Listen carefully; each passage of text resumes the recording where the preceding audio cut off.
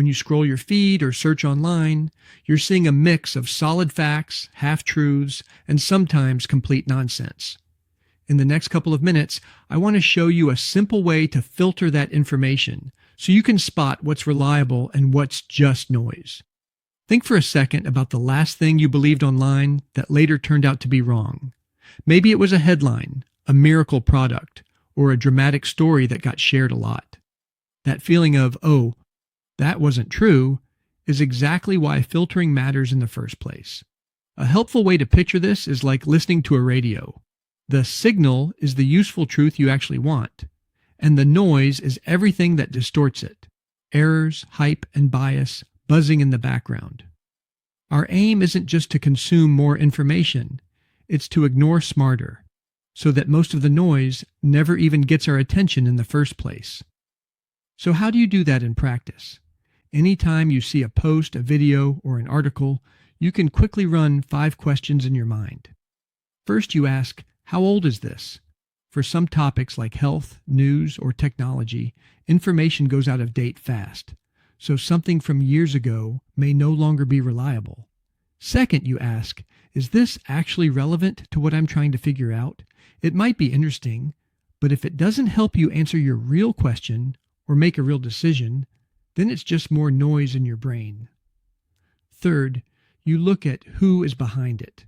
Can you see a real author or organization, and do they seem qualified or reputable in this area? Maybe a recognized expert, a serious news outlet, or a .gov or .edu site for some topics? If you can't tell who made it, it's like getting advice from a stranger in a dark room. Fourth, you ask where the facts are coming from. Does the piece link to data, studies, or other credible sources, and do those sources back up what's being claimed? If it relies only on anonymous quotes, dramatic stories, or trust me bro evidence, it belongs in the noise pile. Finally, you ask why this thing exists at all. Is the main goal to inform and explain, or is it to sell you something, push a belief, or get you outraged enough to share it? When emotion and profit are driving the message, you should expect more distortion and be extra cautious.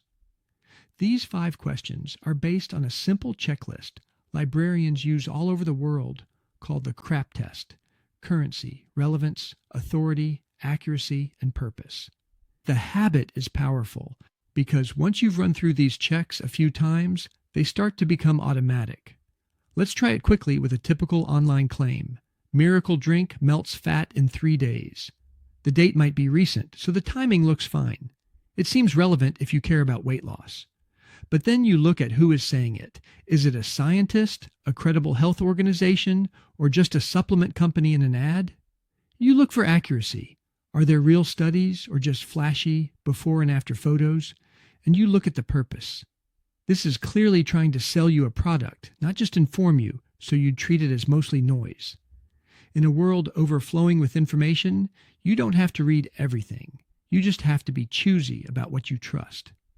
If you can train yourself to pause for 20 or 30 seconds and run through those 5 quick questions, you'll already be doing what many experts call critical ignoring, filtering out low-quality or manipulative content so you can focus your energy on what actually matters. That's how you separate the signal from the noise in your everyday life.